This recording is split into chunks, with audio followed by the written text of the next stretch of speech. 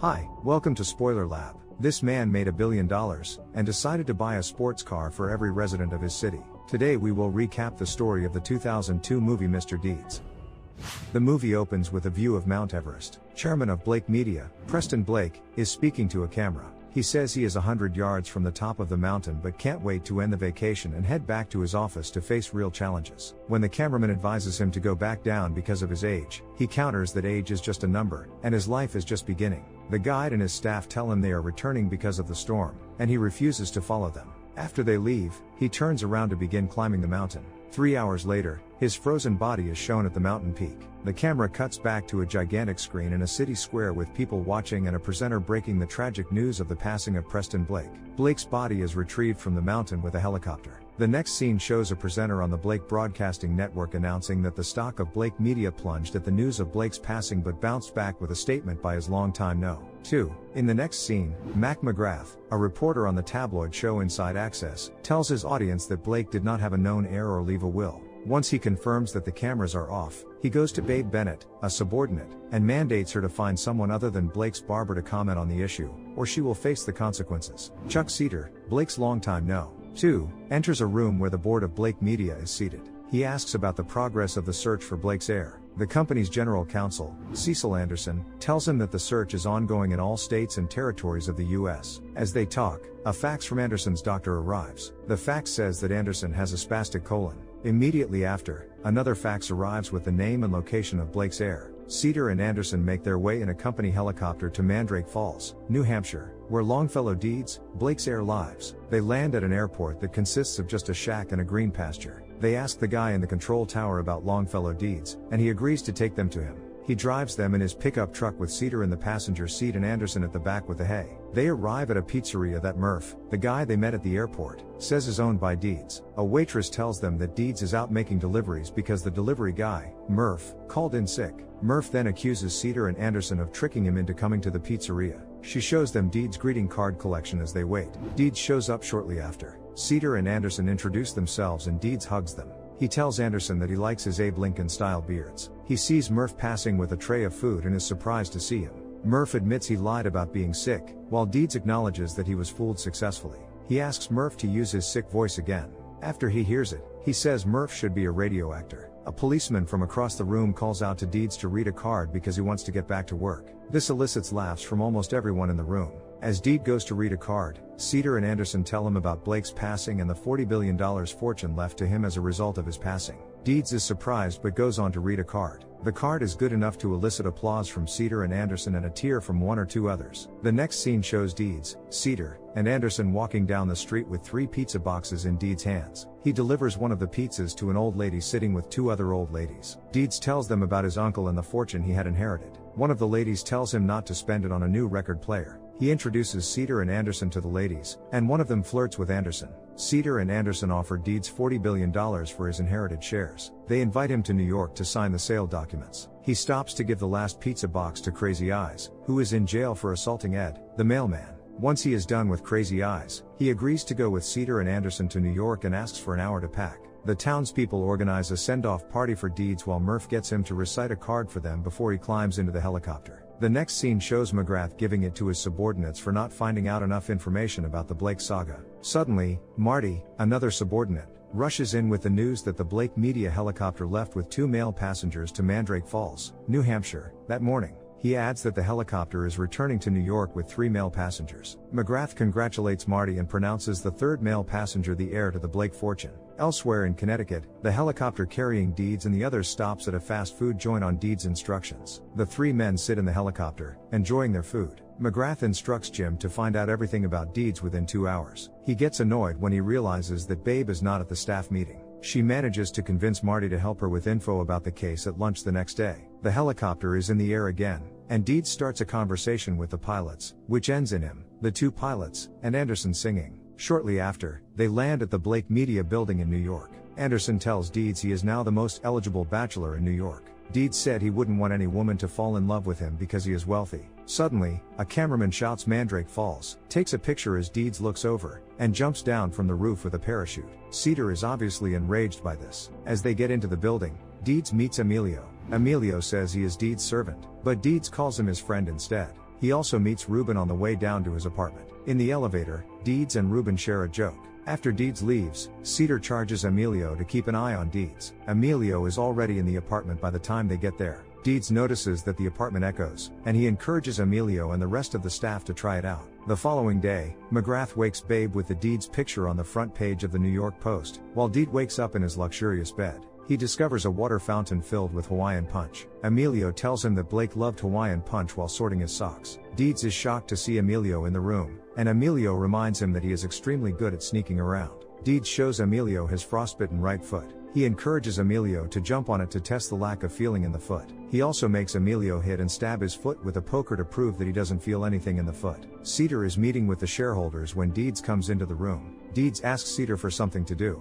Cedar takes him aside and explains that all shareholders have a say in the business, while the employees like him run the company. Suddenly, a man bursts into the room, demanding a better contract. Deeds warns him to stop cussing. When he doesn't stop, Deeds knocks him down and helps him back up. It turns out that he is an American football player in a club owned by Blake Media. Cedar runs over to calm the shareholders down. Deeds talks with Kevin, the football player, about his contract. He decides to fire him, telling him to change his attitude. When Cedar protests, he tells him that Kevin will be back. Deeds then leaves to tour the city on Cedar's urging. Elsewhere, Marty in a balaclava and Babe disguised as a blonde are waiting for Deeds. As Deeds gets out of the car, Marty pretends to mug Babe while she screams for help. Deeds chases the thief, Marty, and recovers Babe's bag but not before beating the thief up. He returns the bag to Babe. She pretends to be dizzy and gets him to walk her. She links her arm with his and they begin walking. She introduces herself as Pam Dawson and says she is from a little town in Iowa. She also tells him that she's a school nurse. As they pass Marty on the floor, she turns back to mouth an apology to him.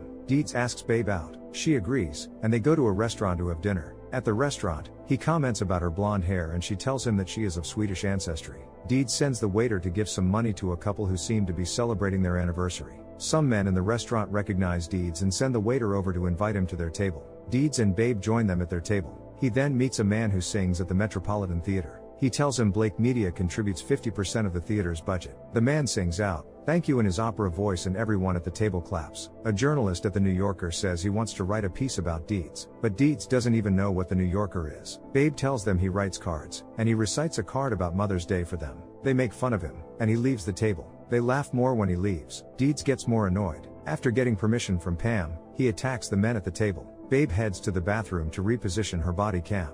Deeds gives the restaurant manager some money to fix the damages he caused. John McEnroe also walks up to him to congratulate him on beating up the men who made fun of him. The next scene shows Deeds waking up with a hangover. Emilio appears by his bedside with a glass of water and aspirin. Deeds admits to drinking all the alcohol in Manhattan the previous night. When he asks about Pam, Emilio tells him she was taken home in the company limousine.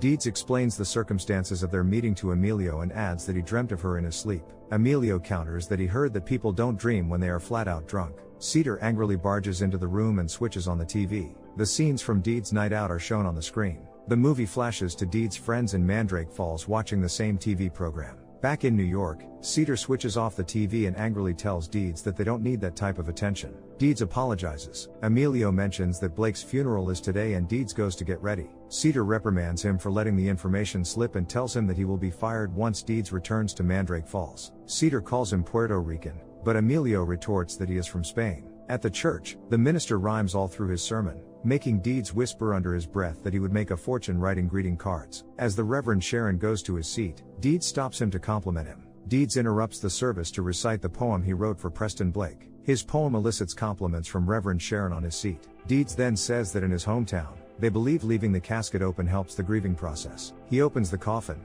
and the frozen body of Blake pops out, causing gasps from the congregation. Deeds forces the body back in, breaking an arm in the process. Somewhere else in the city, McGrath and Babe are watching the funeral. Babe says that Deeds isn't mentally stable and tells McGrath that she is meeting Deeds at 4 p.m. that day. Back at home, Deeds and Emilio discuss Preston Blake. Emilio says he got to hang out with Blake for 30 years. He adds that they talked about everything from life to love, wine, and business. Emilio also says Blake was like his father since he didn't know his, and his mother died during his birth. He also mentions his foot fetish as the reason Blake never allowed him to change his socks. In the next scene, Babe calls Deeds. Deeds apologizes for the previous night, but Babe brushes it aside. Marty listens in the background. He now has a neck brace on. Kevin, the football player, calls Deeds at the same and Deeds places Babe on hold to speak with him. Kevin talks of coming back into the team. He then hands over the phone to his dad Buddy, who thanks Deeds for teaching his son a lesson.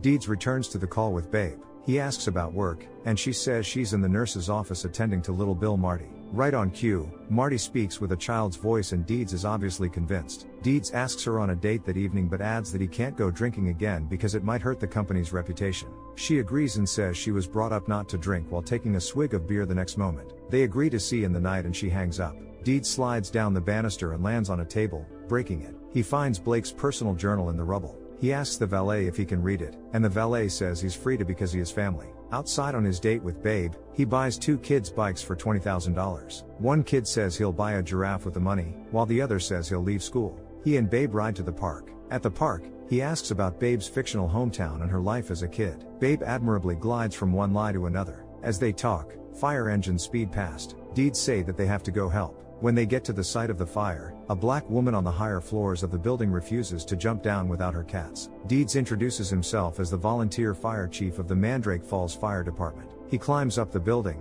using a light pole in the walls of the building. He manages to save the woman and her cats with the help of the crowd gathered outside. However, based on the footage Babe got of Deeds' heroics, Marty adds a mischievous spin to it, and it broadcasts on Inside Access. Babe is unhappy and protests to both McGrath and Marty. She removes the body cam and throws it to the floor. The next scene shows Deeds chatting with Jan on the internet. He complains about the Inside Access TV show and tells her about Babe. She tells him to make his move quickly before other guys do. In the next scene, Deeds plays tennis with Cedar while Anderson watches. Deeds tells Cedar about his uncle Blake's diary. Cedar tells him the papers will be ready to sign the next day. But Deeds responds that he would like to stay around a little bit and learn the ropes. All the while, Marty is disguised as a ball boy and listens to the whole of their conversation. He throws a ball with a request for a meeting in the bathroom to Cedar. When Cedar goes to meet him, Marty tells him that he is a junior producer at Inside Access and is in possession of info that would get Deeds out of town fast. Cedar goes to see McGrath. In the next scene, Deeds travels somewhere with Babe in the Blake Media jet. It turns out that he takes her to Winchesterton Fieldville, a small town in Iowa that she claims is her hometown.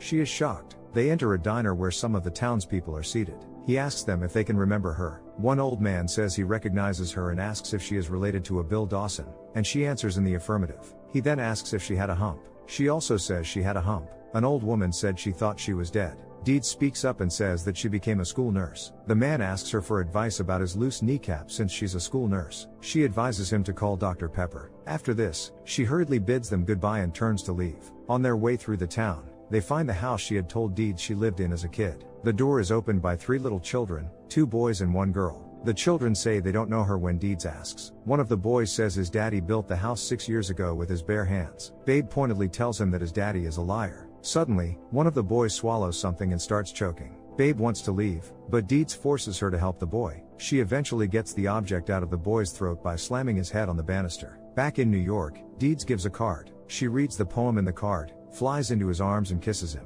After kissing him, she apologizes. Deeds tells her not to apologize. Meanwhile, Marty was watching while disguised as a woman. Deeds is so ecstatic that he starts running home, tripping on a trash can in the process. After he leaves, Babe breaks down in tears. In the next scene, she tells McGrath that she will tell him everything when they meet later that day. McGrath is surprisingly receptive to the idea after initially trying to dissuade her. Meanwhile, Deeds has rented out a basketball arena with Pam Dawson written on the display board, chicken parmesan, her favorite food, a violinist, and a table set with cups, plates and topped with a vase of rose. He gets Emilio to pretend to be Pam and simulates the conversation he would have had. Cedar and Anderson arrive shortly after. They ask Deeds if Inside Access would have anything to report on him tonight. Deeds says he doesn't think so because he hasn't done anything stupid today. Cedar signals to Marty, who is disguised as the guy in charge of the display screens this time. Marty switches to this night's Inside Access program. At this point, Babe appears at the top of the spectator area. McGrath exposes Pam Dawson as Babe Bennett, a producer with Inside Access. Both Babe and Deeds are devastated. He packs his bags, signs the papers and leaves Blake's apartment.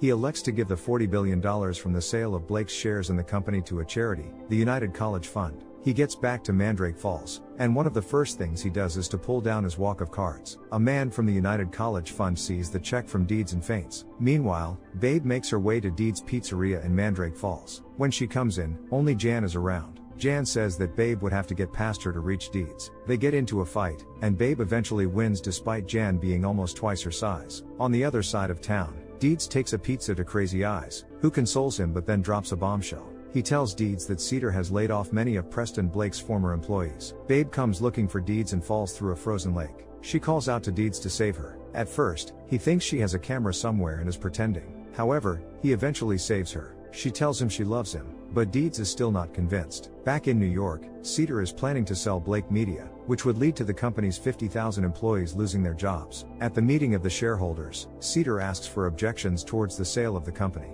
Emilio appears on the podium to deliver his objection. He says selling the company would be an insult to Blake. Deeds also comes into the hall immediately after. When Cedar reminds him that he has sold his shares to him, Deed brings out a share certificate and tells Cedar that he bought one share that morning. Deeds delivers an impassioned speech that makes everyone reconsider selling the company. He receives a standing ovation when he is done. However, Cedar uses his majority voting rights to push through the sale. But in a final twist, Baber comes in and proves that Emilio is actually the illegitimate son of Preston Blake and is, therefore, the heir to Blake's 49% stake in the company. Emilio is ecstatic. He fires Cedar on the spot and Cedar is bundled out of the hall by security. Meanwhile, Babe and Deeds reconcile. Emilio also fires most of the board members. However, Anderson promises to turn a new leaf and remains in his position. Emilio gifts $1 billion to Deeds and Babe as appreciation for the roles they both played in his ascension to the top of the Blake Media hierarchy. Hallmark buys one of Deeds' cards, specifically the one he wrote for Babe. They are an instant success. The last scene shows rows of Chevy Corvettes in Mandrake Falls Main Street.